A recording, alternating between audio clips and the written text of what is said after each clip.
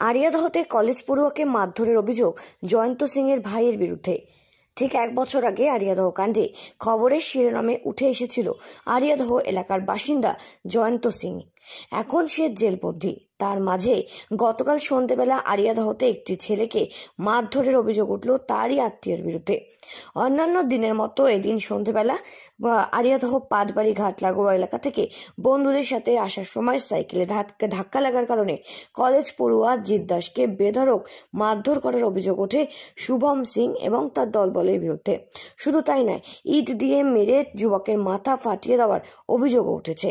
তবে ঘটনার পর রক্তাক্ত অবস্থায় সেখান থেকে আক্রান্ত জিৎ দাসকে তার বন্ধুরা স্থানীয় হাসপাতালে নিয়ে গেলে সেখান থেকে প্রাথমিক চিকিৎসার পর তার পরিবারের সকলকে নিয়ে দক্ষিণেশ্বর থানায় লিখিত অভিযোগ দায়ের করা হয়। তবে অভিযুক্ত শুভম সিংকে বেলঘুরিয়ার একটি বেসরকারি হাসপাতালে ভর্তি করা হলে সেখান থেকে গ্রেপ্তার করে পুলিশ। আর এই নিয়ে ব্যারাকপুর পুলিশ কমিশনারেটের ডিসিপি অনুপম সিং বলেন, ঘটনার তদন্ত শুরু করা হয়েছে। এর নেপথ্যে কী কারণ সেই সমস্ত বিষয়টা খতিয়ে দেখার চেষ্টা করা হচ্ছে। আর এই ঘটনায় স্বভাবতই আতঙ্কিত আক্রান্ত যুবকের মা রিঙ্কু দাস।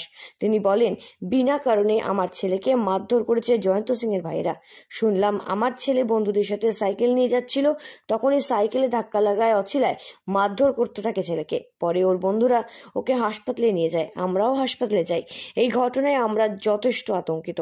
দোষীদের শাস্তির দাবি আহত যুবকের পরিবারের।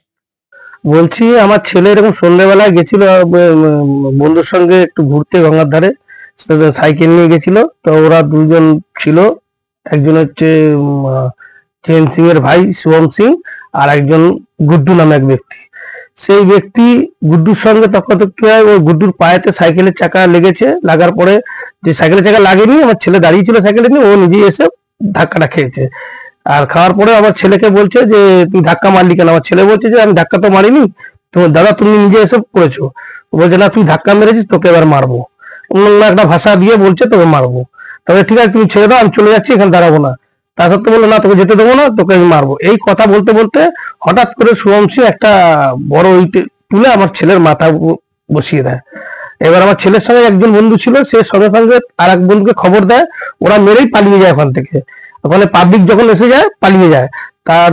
তারপরে আমার ওই ছেলের এক বন্ধু ছিল, সে কি করেছে, আর এক বন্ধুকে ডেকে বাইকে করে সাগর দত্ত হাসপাতালে নিয়ে যায়। আর ওখানে 6টা স্টিচ দেওয়া হয়।